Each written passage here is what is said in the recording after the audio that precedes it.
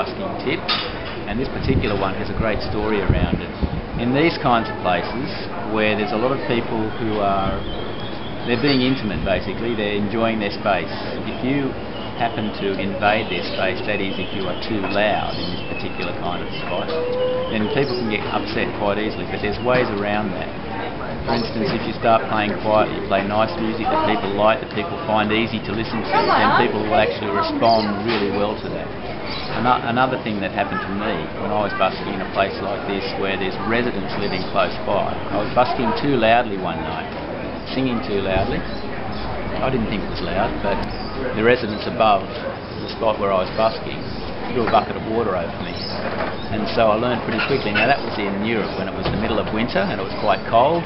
So you can imagine walking home that night, I didn't feel too good. So it's really important that you think of people when you're busking.